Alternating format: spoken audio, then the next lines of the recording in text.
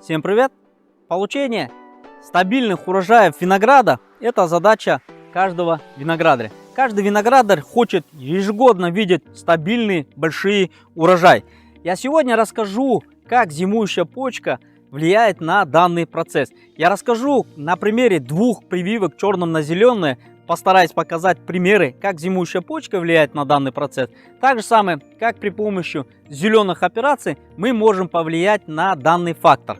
Давайте посмотрим на первом примере. В данном случае это первая прививка, которая проводилась в этом году черным на зеленый. В качестве примера я взял здесь один из сортов, я его называть не буду. В данном случае видим черным на зеленый проведено, да, таким вот образом. И смотрим на наш побег.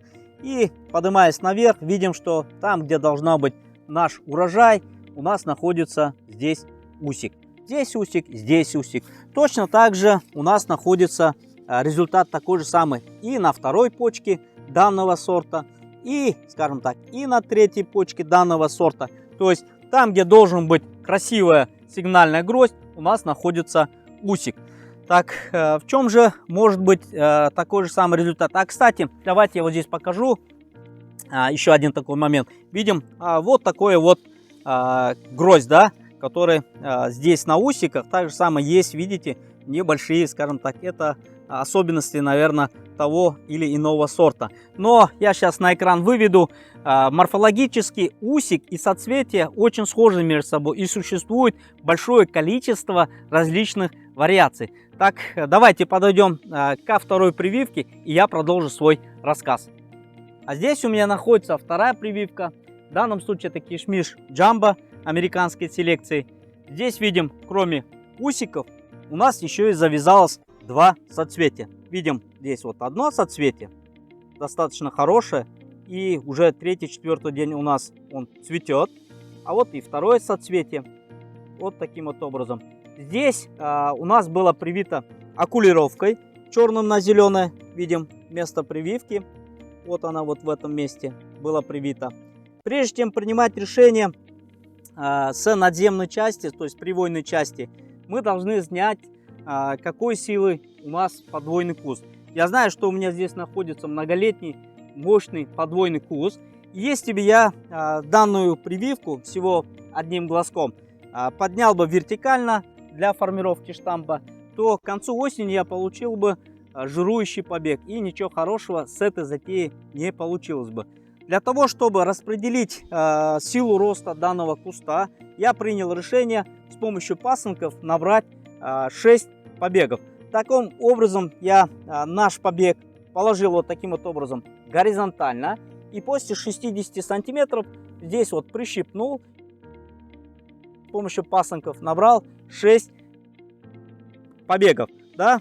Таким образом осенью при обрезке я оставлю всего один побег, из которого я сформирую штамп вертикальный, да? Остальные 5 побегов я буду использовать для настольных прививок, чтобы в следующем году получить привитые саженцы кишмиша джамбо. Я обязательно после того, как завяжутся данные грозди, я сниму видеоролик и сделаю обзор на кишмиш джамбо также.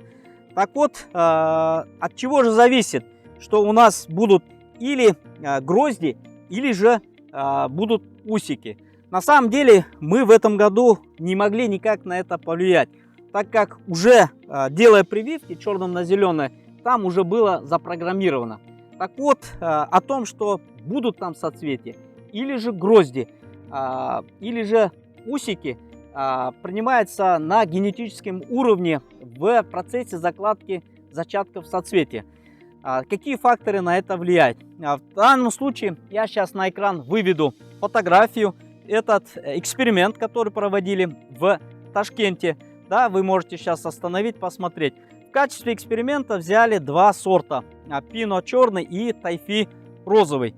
Так вот, если пино черный уже делали сравнение 15 мая, 15-20 июля и 5 августа. Так вот, пино черный уже к 15-20 июля уже дифференциация зачатков соцветия уже произошла. Как вы видите на экране, уже есть 2 зачатка соцветия. В будущем году будут 2 грозди.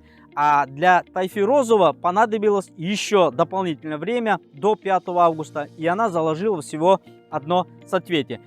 Исходя из этого рисунка, какой можно сделать вывод? В данном случае вывод такой, что это генетическая особенность. То есть некоторые сорта предрасположены к урожайности, а некоторым сортам, к сожалению, не хватает вот этого, наверное, генетического кода. Я снимал видеоролик о том, что сравнивал наши, скажем так, гибридные формы и зарубежные сорта. И я сделал для себя вывод. Забегая наперед, скажу, что все оставшиеся почки кишмиша джамбо точно так же заложили по 2 гроздочки. То есть делаем заключение, что это генетическая особенность того или иного сорта. И есть еще другие факты, которые точно так же могут влиять. В данном случае это если в процессе, то есть в прошлом году, в процессе вегетации были неблагоприятные погодные условия, или засуха, или же стрессовое состояние, или же слишком холодно, то на генетическом уровне в зимующей почке запускаются процессы, вместо соцветия формируется усик. Также самое еще 2 фактора, на которые мы можем при помощи зеленых операций повлиять. В данном случае это питание данной зимующей почки и освещенность. Также самая температура и также сказывается благоприятно, то есть благоприятное температурное значение, также самое благоприятно сказывается на зачатке соцветий. Но, к сожалению, на температуру мы повлиять не можем, а вот на питание зимующей почки и на освещенность наших виноградных кустов мы с помощью зеленых операций можем повлиять. Давайте подойдем к другому, более взрослому виноградному кусту, и я покажу, какие нужно провести зеленые операции на данный момент. 2 фактора, которые мы можем повлиять о том, что в зимующей почке будет или соцветие, или усик. Это первый фактор, это освещенность нашего виноградника, и также самое питание зимующей почки, на которое мы с помощью зеленых операций можем повлиять. Но прежде чем приступить к зеленым операциям, я хочу рассказать немного о конструктиве своей шпалеры, да, скажем так. Так как шпалеры предназначены для того, чтобы наиболее эффективно использовать солнечную энергию, фотосинтез, и также самое с помощью шпалеры улучшит освещенность наших виноградников, так как освещенность напрямую влияет на закладку соцветия в будущем год урожая. В данном случае у меня классическая, скажем так, двухплоскостная шпалера, которая переходит на горизонтальную область, ну, скажем так, некий гибрид. Здесь может быть разный, у каждого под свои условия. В любом случае по высоте каждый должен подобрать под свой рост. На сегодняшний день я бы, конечно, немного изменил бы, но от этого суть не меняется. Расстояние между рядами здесь 3 метра, и расстояние между кустами тоже около 3 метров. Так вот, когда наши побеги растут на, скажем так, вертикальной линии, да, скажем так, на вертикальной плоскости, когда достигают они горизонтальную плоскость, я провожу чеканку. Этот период у нас совпадает с периодом цветения. С помощью чеканки основного побега точно так же улучшается процесс завязывания наших гроздей, да, когда мы питание перенаправляем на соцветия. То есть это одна операция, вот таким вот образом, когда чеканится наш побег, видим здесь уже прочеканено все, да, таким вот образом, и оставляется 2 самых верхних пасынка. Таким образом я перераспределяю все питание нашего куста на 2 пасынка, то есть один пасынок у меня будет ложиться на вот данную плоскость, а второй пасынок будет ложиться на ту плоскость. Видим, здесь у меня шпалера, условно говоря, да, здесь находится центральная осевая.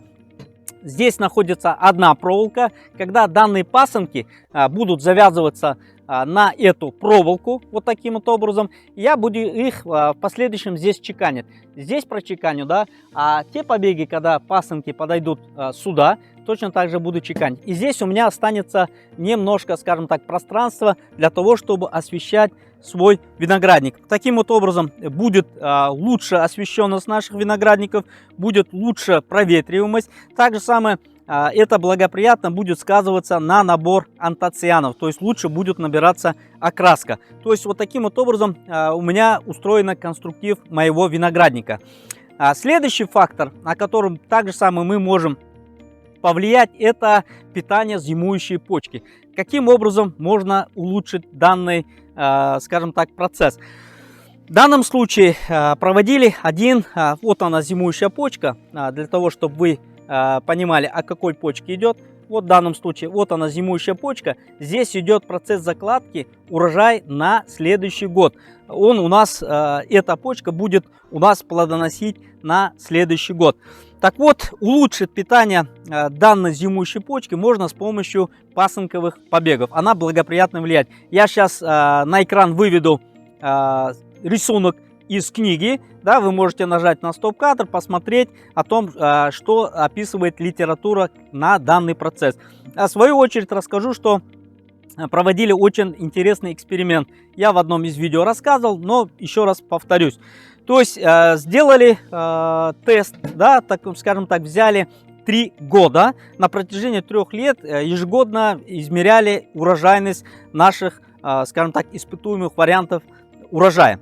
В первом варианте оставили пасынки как есть, то есть не удаляли полностью, а наш виноград рос вместе с пасынками. Урожай взяли за 100%. В следующем варианте все пасынки удаляли на протяжении 3 лет. Так вот, урожайность значительно упала. А в третьем варианте оставляли пасынок 1 или 2 листочка и прищипывали таким вот образом. Так вот, посчитали и доказано, что прищипывая наши пасынки над вторым листом, значительно лучше улучшается питание. То есть процесс закладки зачатков соцветия на будущий год в этой зимующей почке значительно улучшается за счет вот этих 2 пасынковых листьев. Таким вот образом, формируя нашу шпалеру, чтобы улучшить освещенность, точно так же улучшая питание наших побегов, можно повлиять на процесс закладки соцветий на урожай будущего года. Это в наших силах. А на такие показатели, как температура или же стрессовые условия, также мы ни в коем случае не можем повлиять. Это все, что я хотел сегодня рассказать. Всем пока, до новых видео.